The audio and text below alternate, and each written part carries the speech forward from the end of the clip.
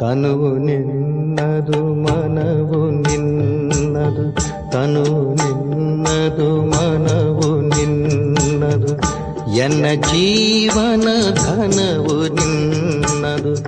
ನಾನು ನಿನ್ನವನೆಂಬ ಹೆಮ್ಮೆಯ ಋಣವು ಮಾತ್ರವೇ ನನ್ನದು.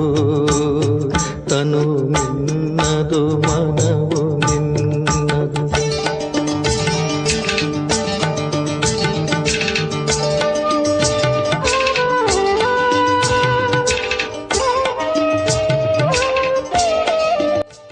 ಓಂ ಶಾಂತಿ. ಮುರುಳಿಯ ದಿನಾಂಕ 15/5/2026. ಬಾಪ್ದಾದ ಮಧುಬನ. ಮಧುರ ಮಕ್ಕಳೇ, ಈ ಪ್ರಪಂಚವು ಸ್ಮಶಾನವಾಗುವುದಿದೆ. ಆದ್ದರಿಂದ ಇದರೊಂದಿಗೆ ಮನಸ್ಸನ್ನು ಇಡಬೇಡಿ. ಪರಿಸ್ಥಾನವನ್ನು ಅಂದರೆ ಸತ್ತಿಗವನ್ನು ನೆನಪು ಮಾಡಿ. ಪ್ರಶ್ನೆ: ನೀವು ಬಡ ಮಕ್ಕಳಂತಹ ಅದೃಷ್ಟವಂತರು ಪ್ರಪಂಚದಲ್ಲಿ ಯಾರೂ ಇಲ್ಲ, ಏಕೆ? ಉತ್ತರ: ಏಕೆಂದರೆ ನೀವು ಬಡ ಮಕ್ಕಳೇ ಡೈರೆಕ್ಟ್ ಆ ತಂದೆಯವರಾಗಿದ್ದೀರಿ. ಯಾರಿಂದ ಸದ್ಗತಿಯ ಆಸ್ತಿಯು ಸಿಗುತ್ತದೆ ಅವರೇ. ಬಡ ಮಕ್ಕಳೇ ಓದುತ್ತಾರೆ. ಶ್ರೀಮಂತರು ಒಂದು ವೇಳೆ ಅಲ್ಪ ಸ್ವಲ್ಪ ಓದಿದರೂ ಸಹ ಅವರಿಗೆ ತಂದೆಯ ನೆನಪು ನಿಲ್ಲುವುದು ಕಷ್ಟ. ನಿಮಗಂತೂ ತಂದೆಯ ವಿನಃ ಮತ್ತೇನೂ ನೆನಪಿಗೆ ಬರುವುದಿಲ್ಲ. ಆದ್ದರಿಂದ ನೀವು ಎಲ್ಲರಿಗಿಂತ ಅದೃಷ್ಟವಂತರಾಗಿದ್ದೀರಿ ಎಂದು ತಂದೆಯು ತಿಳಿಸುತ್ತಾರೆ. ಗೀತೆ. ಹೃದಯದ ಆಸರೆ ತುಂಡಾಗದಿರಲಿ. ಶಿವಭಗವಾನುವಾಚ್. ಮಕ್ಕಳ ಪ್ರತಿ ತಂದೆಯು ತಿಳಿಸುತ್ತಿದ್ದಾರೆ ಮತ್ತು ಮಕ್ಕಳು ತಿಳಿದುಕೊಳ್ಳುತ್ತಿದ್ದೀರಿ. ಅವಶ್ಯವಾಗಿ ಈ ಪ್ರಪಂಚವು ಈಗ ಸ್ಮಶಾನವಾಗುವುದಿದೆ. ಮೊದಲು ಇದು ಪರಿಸ್ಥಾನವಾಗಿತ್ತು, ಈಗ ಹಳೆಯದಾಗಿ ಬಿಟ್ಟಿದೆ. ಆದ್ದರಿಂದ ಇದಕ್ಕೆ ಸ್ಮಶಾನವೆಂದು ಹೇಳಲಾಗುತ್ತದೆ. ಎಲ್ಲವೂ ಸ್ಮಶಾನದಲ್ಲಿ ಹೋಗಲಿದೆ. ಹಳೆಯ ವಸ್ತುವು ಸ್ಮಶಾನಕ್ಕೆ ಯೋಗ್ಯವಾಗಿರುತ್ತದೆ, ಅರ್ಥಾತ್ ಮಣ್ಣಿನಲ್ಲಿ ಸೇರಿ ಹೋಗುತ್ತದೆ. ಇದನ್ನು ಸಹ ಕೇವಲ ನೀವು ಮಕ್ಕಳೇ ತಿಳಿದುಕೊಂಡಿದ್ದೀರಿ. ಪ್ರಪಂಚದವರು ತಿಳಿದುಕೊಂಡಿಲ್ಲ. ಕೆಲವರು ವಿದೇಶಿಯರಿಗೆ ಇದು ಅರ್ಥವಾಗುತ್ತಿದೆ. ಇದೆಲ್ಲವೂ ಸ್ಮಶಾನವಾಗಲಿರುವ ಸಮಯವು ಕಂಡುಬರುತ್ತಿದೆ ಎಂದು. ನೀವು ಮಕ್ಕಳು ಸಹ ತಿಳಿದುಕೊಂಡಿದ್ದೀರಿ. ಪರಿಸ್ಥಾನವನ್ನು ಸ್ಥಾಪನೆ ಮಾಡುವ ನಮ್ಮ ತಂದೆಯು ಪುನಃ ಬಂದಿದ್ದಾರೆ. ಮಕ್ಕಳು ಇದನ್ನು ಸಹ ತಿಳಿದುಕೊಂಡಿದ್ದೀರಿ. ಒಂದು ವೇಳೆ ಈ ಸ್ಮಶಾನದೊಂದಿಗೆ ಮನಸ್ಸನ್ನು ಇಟ್ಟಿದ್ದೇ ಆದರೆ ನಷ್ಟ ಉಂಟಾಗುವುದು ಎಂದು. ನೀವೀಗ ಬೇಹದ್ದಿನ ತಂದೆಯಿಂದ ಕಲ್ಪದ ಹಿಂದಿನ ತರಹ ಬೇಹದ್ದಿನ ಸುಖದ ಆಸ್ತಿಯನ್ನು ತೆಗೆದುಕೊಳ್ಳುತ್ತಿದ್ದೀರಿ. ಇದು ನೀವು ಮಕ್ಕಳ ಬುದ್ಧಿಯಲ್ಲಿ ಪ್ರತಿ ಹೆಜ್ಜೆಯಲ್ಲಿ ಸ್ಮೃತಿ ಇರಬೇಕು. ಇದೇ ಮನ್ಮನಾಭವ ಆಗಿದೆ. ತಂದೆಯ ನೆನಪಿನಲ್ಲಿ ಇರುವುದರಿಂದಲೇ ಸ್ವರ್ಗವಾಸಿಗಳಾಗುತ್ತೀರಿ. ಭಾರತವೇ ಪರಿಸ್ಥಾನವಾಗಿತ್ತು, ಮತ್ಯಾವ ಖಂಡವೂ ಆಗುವುದಿಲ್ಲ. ಇದು ಮಾಯಾರಾವಣನ ಶೋ ಆಗಿದೆ. ಇದು ಇನ್ನೂ ಸ್ವಲ್ಪ ಸಮಯವೇ ನಡೆಯಲಿದೆ. ಇದೆಲ್ಲವೂ ಸುಳ್ಳು ಶೋ ಆಗಿದೆ. ಸುಳ್ಳು ಕಾಯ, ಸುಳ್ಳು ಮಾಯೆಯಲ್ಲವೇ? ಇದು ಅಂತಿಮದ ಆಡಂಬರವಾಗಿದೆ.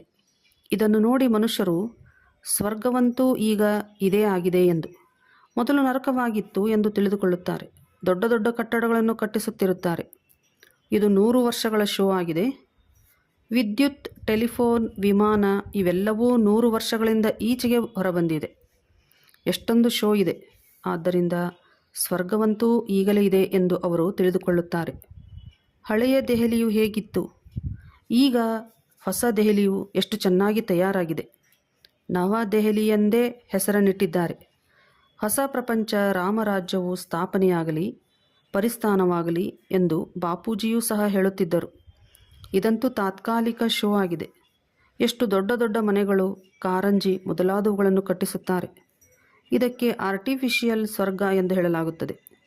ಇದು ಅಲ್ಪ ಕಾಲಕ್ಕಾಗಿ. ನೀವು ತಿಳಿದುಕೊಂಡಿದ್ದೀರಿ.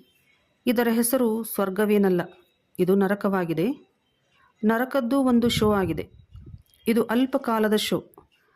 ಈಗ ಹೋಯಿತೆಂದರೆ ಹೋಯಿತು. ಈಗ ತಂದೆಯು ಮಕ್ಕಳಿಗೆ ತಿಳಿಸುತ್ತಾರೆ, ಮೊದಲನೆಯದಾಗಿ ಶಾಂತಿಧಾಮವನ್ನು ನೆನಪು ಮಾಡಿ. ಎಲ್ಲ ಮನುಷ್ಯ ಮಾತ್ರರೂ ಶಾಂತಿಯನ್ನೇ ಹುಡುಕುತ್ತಾ ಇರುತ್ತಾರೆ. ಎಲ್ಲಿಂದ ಶಾಂತಿ ಸಿಗುವುದು? ಪ್ರಪಂಚದಲ್ಲಿ ಹೇಗೆ ಶಾಂತಿಯು ಸ್ಥಾಪನೆಯಾಗುವುದು ಎಂಬ ಪ್ರಶ್ನೆಯಂತೂ ಇಡೀ ಪ್ರಪಂಚಕ್ಕೆ ಇದೆ. ವಾಸ್ತವದಲ್ಲಿ ನಾವೆಲ್ಲರೂ ಶಾಂತಿಧಾಮದ ನಿವಾಸಿಗಳು. ನಾವಾತ್ಮರು ಶಾಂತಿಧಾಮದಲ್ಲಿ ಇರುತ್ತೇವೆ. ನಂತರ ಪಾತ್ರವನ್ನು ಅಭಿನಯಿಸಲು ಇಲ್ಲಿಗೆ ಅಂದರೆ ಧರಣಿಗೆ ಬರುತ್ತೇವೆ ಎಂದು ಮನುಷ್ಯರಿಗೆ ತಿಳಿದೇ ಇಲ್ಲ. ಅದು ನೀವು ಮಕ್ಕಳಿಗೆ ತಿಳಿದಿದೆ. ಶಾಂತಿಧಾಮದ ಮೂಲಕ ಸುಖಧಾಮದಲ್ಲಿ ಹೋಗಲು ನೀವು ಪುರುಷಾರ್ಥ ಮಾಡುತ್ತಿದ್ದೀರಿ. ಪ್ರತಿಯೊಬ್ಬರ ಬುದ್ಧಿಯಲ್ಲಿದೆ, ನಾವಾತ್ಮರು ಈಗ ನಮ್ಮ ಮನೆ ಶಾಂತಿಧಾಮಕ್ಕೆ ಹೋಗುತ್ತೇವೆ ಎಂದು. ಇಲ್ಲಂತೂ ಶಾಂತಿಯ ಮಾತಿರಲು ಸಾಧ್ಯವಿಲ್ಲ. ಇದು ದುಃಖಧಾಮವಾಗಿದೆ. ಸತ್ಯಯುಗವು ಪಾವನ ಪ್ರಪಂಚ, ಕಲಿಯುಗವು ಪತಿತ ಪ್ರಪಂಚವಾಗಿದೆ. ಈ ಮಾತುಗಳ ತಿಳುವಳಿಕೆಯು ಈಗ ಮಕ್ಕಳಿಗೆ ಬಂದಿದೆ. ಪ್ರಪಂಚದವರು ಏನನ್ನೂ ತಿಳಿದುಕೊಂಡಿಲ್ಲ. ಬೇಹದ್ದಿನ ತಂದೆಯು ನಮಗೆ ಸೃಷ್ಟಿಚಕ್ರದ ಆದಿ ಮಧ್ಯ ಅಂತ್ಯದ ರಹಸ್ಯವನ್ನು ತಿಳಿಸುತ್ತಾರೆ. ಮತ್ತು ಧರ್ಮಸ್ಥಾಪಕರು ಬಂದು ಹೇಗೆ ಧರ್ಮಸ್ಥಾಪನೆ ಮಾಡುತ್ತಾರೆ ಎಂಬುದು ನಿಮ್ಮ ಬುದ್ಧಿಯಲ್ಲಿ ಬಂದಿದೆ. ಈಗ ಸೃಷ್ಟಿಯಲ್ಲಿ ಎಷ್ಟೊಂದು ಜನಸಂಖ್ಯೆ ಇದೆ. ಭಾರತದಲ್ಲಿಯೂ ಬಹಳಷ್ಟಿದೆ. ಭಾರತವು ಸ್ವರ್ಗವಾಗಿದ್ದಾಗ ಬಹಳ ಶ್ರೀಮಂತರಾಗಿದ್ದರು. ಬೇರೆ ಯಾವುದೇ ಧರ್ಮವಿರಲಿಲ್ಲ. ಮಕ್ಕಳನ್ನು ಪ್ರತಿನಿತ್ಯವೂ ರಿಫ್ರೆಶ್ ಮಾಡಲಾಗುತ್ತದೆ. ತಂದೆ ಮತ್ತು ಆಸ್ತಿಯನ್ನು ನೆನಪು ಮಾಡಿ. ಭಕ್ತಿ ಮಾರ್ಗದಲ್ಲಿಯೂ ಇದು ನಡೆದು ಬರುತ್ತದೆ. ಯಾವಾಗಲೂ ಬೆರಳು ಮೇಲೆ ಮಾಡಿ ತೋರಿಸುತ್ತಾರೆ. ಪರಮಾತ್ಮನನ್ನು ನೆನಪು ಮಾಡಿ. ಪರಮಾತ್ಮ ಅಥವಾ ಅಲ್ಲ ಪರಮಧಾಮದಲ್ಲಿದ್ದಾರೆ. ಆದರೆ ಕೇವಲ ಹಾಗೆಯೇ ನೆನಪು ಮಾಡುವುದರಿಂದ ಏನೂ ಆಗುವುದಿಲ್ಲ.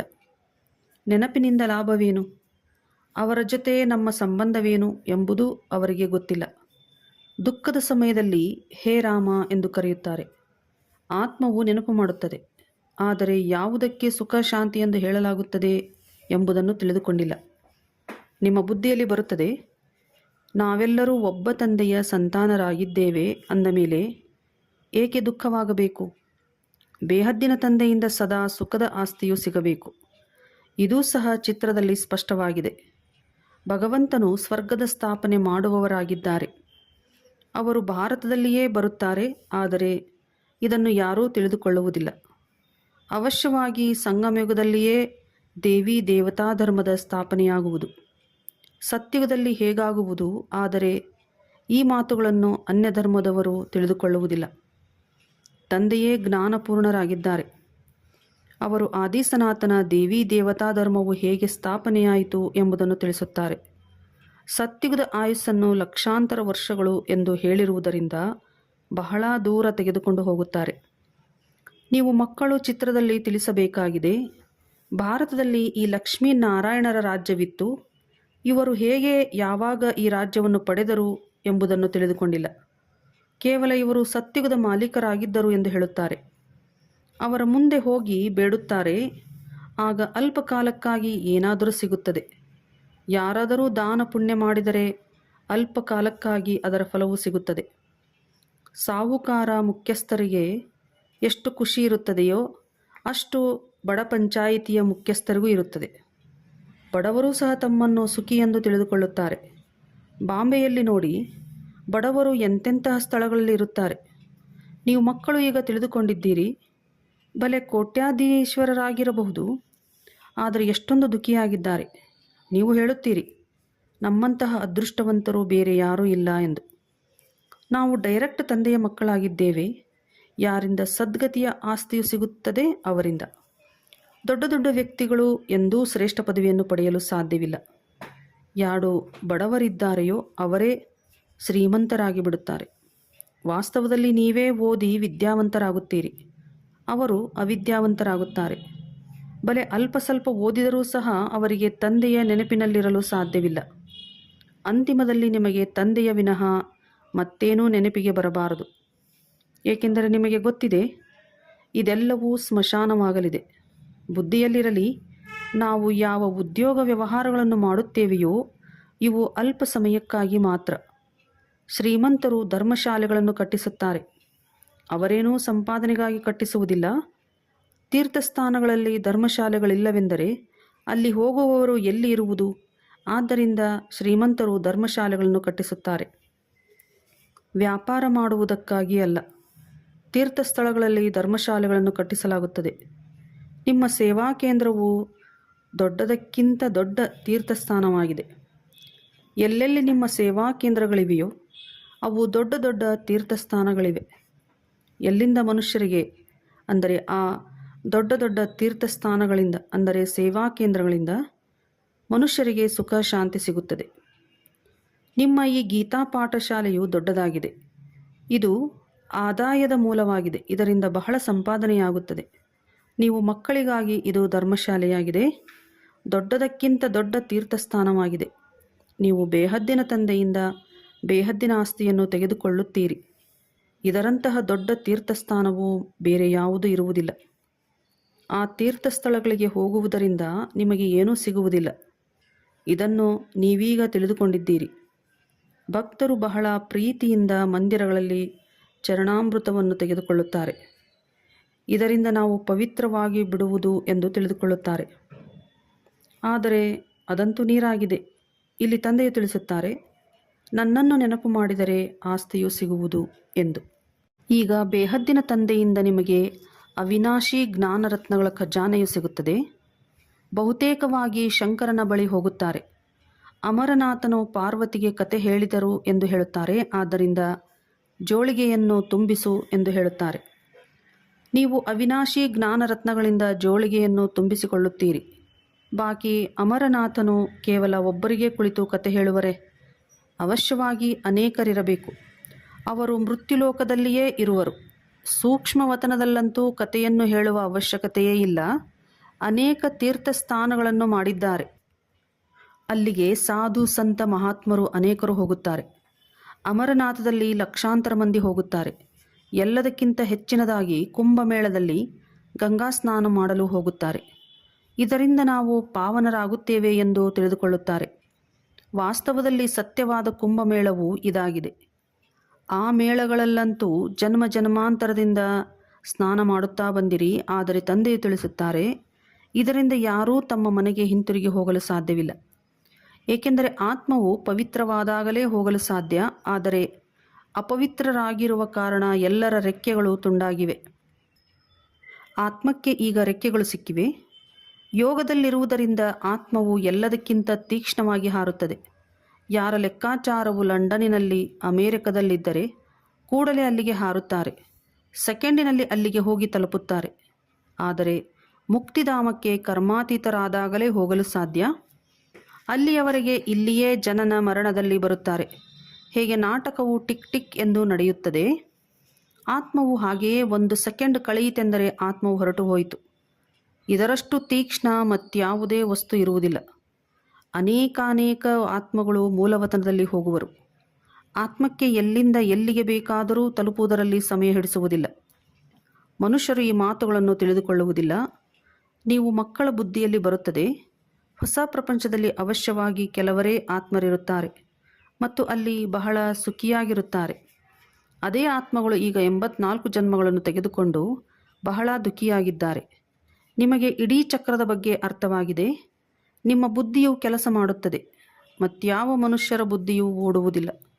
ಪ್ರಜಾಪಿತ ಬ್ರಹ್ಮನ ಗಾಯನವೂ ಇದೆ. ಕಲ್ಪದ ಮೊದಲು ಸಹ ಇದೇ ರೀತಿ ಬ್ರಹ್ಮ ಕುಮಾರ ಕುಮಾರಿಯರಾಗಿದ್ದೀರಿ. ನೀವು ತಿಳಿದುಕೊಂಡಿದ್ದೀರಿ, ಪ್ರಜಾಪಿತ ಬ್ರಹ್ಮನಿಗೆ ನಾವು ಮಕ್ಕಳಾಗಿದ್ದೇವೆ. ನಮ್ಮ ಮೂಲಕ ತಂದೆಯು ಸ್ವರ್ಗದ ಸ್ಥಾಪನೆ ಮಾಡಿಸುತ್ತಿದ್ದಾರೆ. ಯಾವಾಗ ನಂಬರ್ ವಾರ್ ಪುರುಷಾರ್ಥದ ಅನುಸಾರ ಯೋಗ್ಯರಾಗಿ ಬಿಡುತ್ತೀರೋ ಆಗ ಈ ಹಳೆಯ ಪ್ರಪಂಚದ ವಿನಾಶವಾಗುವುದು. ತ್ರಿಮೂರ್ತಿಯದು ಇಲ್ಲಿಯೇ ಗಾಯನವಿದೆ. ತ್ರಿಮೂರ್ತಿ ಚಿತ್ರವನ್ನು ಇಟ್ಟುಕೊಳ್ಳುತ್ತಾರೆ. ಇದರಲ್ಲಿ ಶಿವನನ್ನು ತೋರಿಸುವುದಿಲ್ಲ. ಬ್ರಹ್ಮನ ಮೂಲಕ ಸ್ಥಾಪನೆ ಎಂದು ಹೇಳಲಾಗುತ್ತದೆ. ಅದನ್ನು ಯಾರು ಮಾಡಿಸುತ್ತಾರೆ? ಶಿವತಂದೆ. ವಿಷ್ಣುವಿನ ಮೂಲಕ ಪಾಲನೆಯಾಗುತ್ತದೆ. ನೀವು ಬ್ರಾಹ್ಮಣರು ಈಗ ದೇವತೆಗಳಾಗುವುದಕ್ಕಾಗಿ ಯೋಗ್ಯರಾಗುತ್ತಿದ್ದೀರಿ. ನೀವೀಗ ಆ ಪಾತ್ರವನ್ನು ಅಭಿನಯಿಸುತ್ತಿದ್ದೀರಿ. ಕಲ್ಪದ ನಂತರ ಪುನಃ ಅಭಿನಯಿಸುತ್ತೀರಿ. ನೀವು ಪವಿತ್ರರಾಗುತ್ತೀರಿ. ನೀವು ಹೇಳುತ್ತೀರಿ, ತಂದೆಯ ಆದೇಶವಾಗಿದೆ, ಕಾಮರೂಪಿ ಶತ್ರುವನ್ನು ಜಯಿಸಿರಿ, ನನ್ನೊಬ್ಬನನ್ನೇ ನೆನಪು ಮಾಡಿ ಎಂದು. ಇದು ಬಹಳ ಸಹಜವಾಗಿದೆ. ಭಕ್ತಿ ಮಾರ್ಗದಲ್ಲಿ ನೀವು ಮಕ್ಕಳು ದುಃಖ ನೋಡಿದ್ದೀರಿ. ಭಲೆ ಸ್ವಲ್ಪ ಸುಖವಿದ್ದರೂ ಸಹ ಅಲ್ಪಕಾಲಕ್ಕಾಗಿ. ಭಕ್ತಿಯಲ್ಲಿ ಸಾಕ್ಷಾತ್ಕಾರವಾಗುತ್ತದೆ. ಅಲ್ಪಕಾಲಕ್ಕಾಗಿ ನಿಮ್ಮ ಆಸೆಗಳು ಈಡೇರುತ್ತದೆ. ಈ ಸಾಕ್ಷಾತ್ಕಾರವನ್ನು ಸಹ ನಾನೇ ಮಾಡಿಸುತ್ತೇನೆ ಎಂದು ತಂದೆಯು ಹೇಳುತ್ತಾರೆ. ಇದು ನಾಟಕದಲ್ಲಿ ನಿಗದಿಯಾಗಿದೆ. ಯಾವ ಕ್ಷಣ ಪ್ರತಿಕ್ಷಣವು ಕಳೆಯಿತೋ ಅದು ನಾಟಕದಲ್ಲಿ ಮೊದಲೇ ನಿಗದಿಯಾಗಿದೆ. ಈಗ ನಿಗದಿಯಾಯಿತು ಎಂದು ಹೇಳುವುದಿಲ್ಲ. ಇದು ಅನಾದಿ ಮಾಡಲ್ಪಟ್ಟ ನಾಟಕವಾಗಿದೆ. ಎಷ್ಟು ಮಂದಿ ಪಾತ್ರಧಾರಿಗಳಿದ್ದಾರೆಯೋ ಎಲ್ಲರ ಪಾತ್ರವೂ ಅವಿನಾಶಿಯಾಗಿದೆ. ಯಾರೂ ಮೋಕ್ಷವನ್ನು ಪಡೆಯುವುದಿಲ್ಲ. ನಾವು ಲೀನವಾಗಿ ಬಿಡುತ್ತೇವೆಂದು ಸನ್ಯಾಸಿಗಳು ಹೇಳುತ್ತಾರೆ. ತಂದೆಯು ತಿಳಿಸುತ್ತಾರೆ, ನೀವು ಅವಿನಾಶಿ ಆತ್ಮರಾಗಿದ್ದೀರಿ. ಆತ್ಮವು ಬಿಂದುವಾಗಿದೆ. ಇಷ್ಟು ಚಿಕ್ಕ ಬಿಂದುವಿನಲ್ಲಿ 84 ಜನ್ಮಗಳ ಪಾತ್ರವು ನಿಗದಿಯಾಗಿದೆ. ಈ ಚಕ್ರವು ನಡೆಯುತ್ತಲೇ ಇರುತ್ತದೆ. ಯಾರು ಮೊಟ್ಟ ಮೊದಲು ಪಾತ್ರವನ್ನು ಅಭಿನಯಿಸಲು ಬರುತ್ತಾರೆಯೋ ಅವರೇ 84 ಜನ್ಮಗಳನ್ನು ತೆಗೆದುಕೊಳ್ಳುತ್ತಾರೆ. ಎಲ್ಲರೂ ತೆಗೆದುಕೊಳ್ಳಲು ಸಾಧ್ಯವಿಲ್ಲ. ನಿಮ್ಮ ವಿನಃ ಮತ್ಯಾರ ಬುದ್ಧಿಯಲ್ಲಿಯೂ ಈ ಜ್ಞಾನವಿಲ್ಲ. ಜ್ಞಾನಸಾಗರನು ಒಬ್ಬರೇ ತಂದೆಯಾಗಿದ್ದಾರೆ.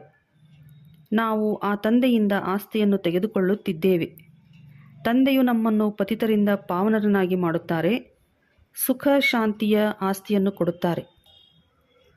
ಸತ್ಯಯುಗದಲ್ಲಿ ದುಃಖದ ಹೆಸರು ಗುರುತು ಇರುವುದಿಲ್ಲ. ತಂದೆಯು ಹೇಳುತ್ತಾರೆ, ಆಯುಷ್ಮಾನ್ ಭವ, ಧನವಾನ್ ಭವ ಎಂದು. ನಿವೃತ್ತಿ ಮಾರ್ಗದವರು ಹೀಗೆ ಆಶೀರ್ವಾದ ಮಾಡಲು ಸಾಧ್ಯವಿಲ್ಲ. ಮಕ್ಕಳಿಗೆ ತಂದೆಯಿಂದ ಆಸ್ತಿಯು ಸಿಗುತ್ತದೆ. ಸತ್ಯ ತ್ರೇತಾಯುಗವು ಸುಖಧಾಮವಾಗಿದೆ. ಮತ್ತೆ ಹೇಗೆ ದುಃಖವಾಗುತ್ತದೆ ಎಂಬುದನ್ನು ಯಾರೂ ತಿಳಿದುಕೊಂಡಿಲ್ಲ. ದೇವತೆಗಳು ಹೇಗೆ ವಾಮ ಮಾರ್ಗದಲ್ಲಿ ಹೋಗುತ್ತಾರೆ ಎಂದು ಸಾಕ್ಷಿಗಳಿವೆ.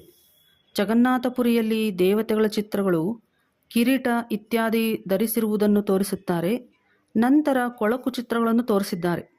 ಆದ್ದರಿಂದ ಅವರ ಮೂರ್ತಿಯನ್ನು ಕಪ್ಪಾಗಿ ತೋರಿಸಿದ್ದಾರೆ. ಇದರಿಂದಲೇ ದೇವತೆಗಳು ವಾಮ ಮಾರ್ಗದಲ್ಲಿ ಇಳಿಯುತ್ತಾರೆ ಎಂದು ಸಿದ್ಧವಾಗುತ್ತದೆ. ಆದ್ದರಿಂದ ಅಂತಿಮದಲ್ಲಿ ಸಂಪೂರ್ಣ ಕಪ್ಪಾಗಿ ಬಿಡುತ್ತಾರೆ. ನೀವೀಗ ತಿಳಿದುಕೊಂಡಿದ್ದೀರಿ.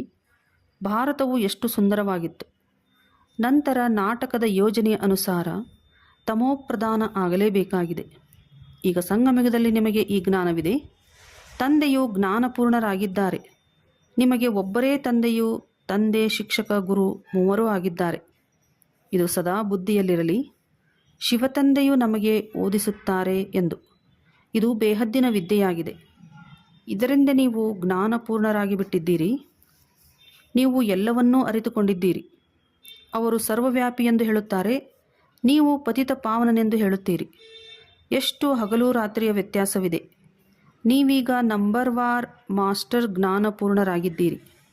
ತಂದೆಯ ಬಳಿ ಏನಿದೆಯೋ ಅದನ್ನು ಕಲಿಸುತ್ತಾರೆ. ನೀವು ಸಹ ಎಲ್ಲರಿಗೆ ತಿಳಿಸುತ್ತೀರಿ.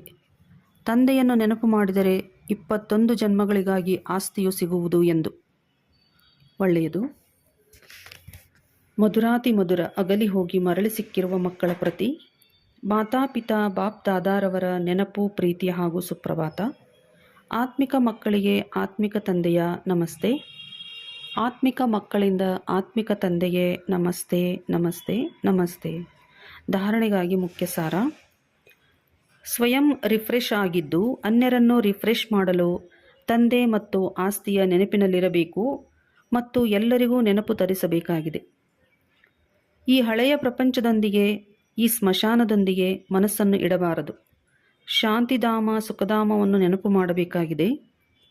ಸ್ವಯಂವನ್ನು ದೇವತೆಯಾಗಲು ಯೋಗ್ಯರನ್ನಾಗಿ ಮಾಡಿಕೊಳ್ಳಬೇಕಾಗಿದೆ. ವರದಾನ: ಈಶ್ವರೀಯ ಅಧಿಕಾರದ ಮೂಲಕ ಸಂಕಲ್ಪ ಅಥವಾ ಬುದ್ಧಿಯನ್ನು ಆದೇಶದ ಅನುಸಾರ ನಡೆಸುವಂತಹ ಮಾಸ್ಟರ್ ಸರ್ವಶಕ್ತಿವಂತ ಆಗಿರಿ.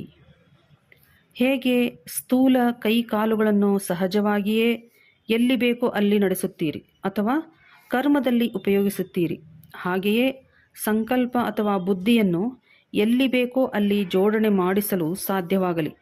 ಇದನ್ನೇ ಈಶ್ವರೀಯ ಅಧಿಕಾರ ಎಂದು ಹೇಳಲಾಗುವುದು. ಹೇಗೆ ವಾಣಿಯಲ್ಲಿ ಬರುವುದು ಸಹಜವೋ ಹಾಗೆಯೇ ವಾಣಿಯಿಂದ ದೂರ ಹೋಗುವುದೂ ಸಹ ಸಹಜವಾಗಲಿ. ಈ ಅಭ್ಯಾಸದಿಂದಲೇ ಸಾಕ್ಷಾತ್ಕಾರ ಮೂರ್ತಿಯಾಗುವಿರಿ. ಅಂದ ಮೇಲೆ ಈಗ ಈ ಅಭ್ಯಾಸವನ್ನು ಸಹಜ ಹಾಗೂ ನಿರಂತರದಲ್ಲಿ ಇರುವಂತೆ ಮಾಡಿಕೊಂಡಾಗ ಮಾಸ್ಟರ್ ಸರ್ವಶಕ್ತಿವಂತ ಎಂದು ಹೇಳಲಾಗುತ್ತದೆ.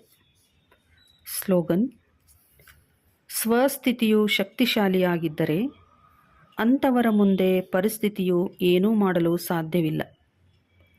ಅವ್ಯಕ್ತ ಸೂಚನೆ: ಸದಾ ಅಚಲ ಅಡೋಲ ಏಕರಸ ಸ್ಥಿತಿಯ ಅನುಭವ ಮಾಡಿ. ನಿಮ್ಮ ಏಕರಸ ಅಚಲ ಸ್ಥಿತಿಯ ನೆನಪಾರ್ಥ ಅಚಲ್ಗರ್ ಆಗಿದೆ.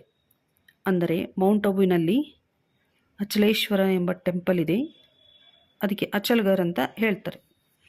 ಹೇಗೆ ಬಾಪ್ ದಾದಾ ಏಕರಸವಾಗಿ ಇರುತ್ತಾರೆ, ಅದೇ ರೀತಿ ಮಕ್ಕಳು ಸಹ ಏಕರಸವಾಗಿ ಇರಬೇಕು. ಯಾವಾಗ ಒಬ್ಬರ ರಸದಲ್ಲಿ ಇರುವಿರಿ ಆಗ ಏಕರಸ ಸ್ಥಿತಿ ಆಗುವುದು. ಏಕೆ ಎಂಬ ಶಬ್ದದ ಚಿಹ್ನೆ, ಪ್ರಶ್ನಾರ್ಥಕ ಚಿಹ್ನೆ ಸದಾ ಡೊಂಕಾಗಿ ಇರುತ್ತದೆ. ಯಾವಾಗ ಏಕೆ ಏನು ಎಂಬ ಶಬ್ದ ಹೊರಟು ಹೋಗುತ್ತದೆ. ಆಗ ನಾಟಕದ ನಿಗದಿಯ ಮೇಲೆ ಏಕರಸ ಸ್ಥಿರವಾಗಿ ಇರಬಹುದು. ಒಳ್ಳೆಯದು. ಓಂ ಶಾಂತಿ.